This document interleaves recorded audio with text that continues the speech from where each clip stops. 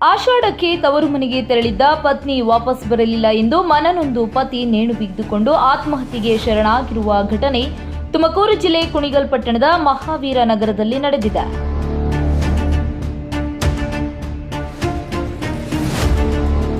ಮೃತನನ್ನು 28 ವರ್ಷದ ಅವಿನಾಶ್ ಎಂದು ಗುರುತಿಸಲಾಗಿದೆ. ಕಳೆದ 6 ತಿಂಗಳ ಹಿಂದಷ್ಟೇ ಹಾಸನ ಜಿಲ್ಲೆ ಅರಸೀಕೆರೆ ಮೂಲದ ಯುವತಿಯನ್ನು ಪ್ರೀತಿಸಿ ಮದುವೆಯಾಗಿದ್ದ ಅವಿನಾಶ್ ಆಷಾಢದ ಹಿನ್ನೆಲೆಯಲ್ಲಿ ತವರು ಮನೆಗೆ ತೆರಳಿದ್ದ ಪತ್ನಿಗೆ ಕರೆ ಮಾಡಿ ಮನೆಗೆ ವಾಪಸ್ ಬರುವಂತೆ ಕೇಳಿದ್ದ ಎನ್ನಲಾಗಿದೆ.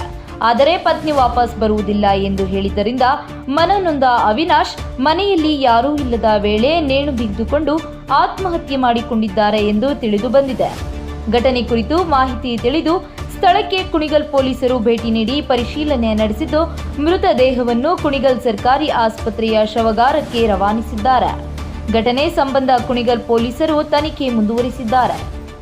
ನಾನು 9:30ಗೆ ಬಂದು ಅಂಗಡಿ ಕ್ಲೋಸ್ ಮಾಡ್ಕೊಂಡು ಮಲಿಕೊಂಡೆ. ಬೆಳಗಿನ ಜಾವ 12 ಗಂಟೆಗೇನೋ ವಾಯ್ಸ್ ಮೆಸೇಜ್ ಕಳಿಸೋನೆ. ಆಮೇಲೆ ತಿರ್ಗಾ ನಾನು ಬೆಳಗ್ಗೆ ಅಂಗಡಿ ತೆಗಿಬೇಕಾದ್ರೆ 7:15ಗೆ ಹೋಗಿ ಅಂಗಡಿ ತೆಗ್ದೆ. ತಿರ್ಗಾ ಮನೆಗೆ ಬಂದು ಹಿಂಗೆ ಇದು ಮಾಡಿದ್ನಲ್ಲ, ಬಾಕ್ಲೆಲ್ಲ ಹಾಕೊಂಡಿದ್ನಲ್ಲ, ಅದಕ್ಕೆ ಬಂದು ತಿರ್ಗಾ ಕದೆ ಎಲ್ಲ ಹೊಡೆದು ಆಮೇಲೆ ನೋಡಿದ್ರೆ ಹಿಂಗಾಗಿತ್ತು.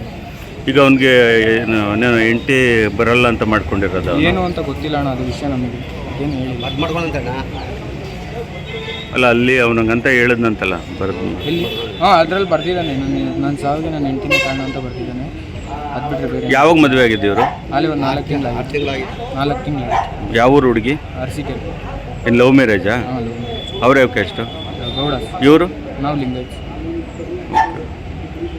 ಏನು ನೆನ್ನೆ ನೈಟು ಆಗಿರೋದು ಇದು? ನೈಟ್ ಬೆಳಗಿನ ಜಾವ 1 ಗಂಟೆಗೆ ಆಗಿರ್ಬೋದು, ನಾವು ಸುಮಾರು ಗೊತ್ತಿಲ್ಲ ಎಷ್ಟು ಗಂಟೆಗೆ ಆಗಿದೆ. ಈ ಮದುವೆ ಆದಮೇಲೆ ಹೆಂಡತಿ ಇಲ್ಲೇ ಇದ್ಲ? ಇಲ್ಲೇ ಇದ್ರು. ಆಷಾಢಕ್ಕೆ ಹೋಗ್ಬೋದು.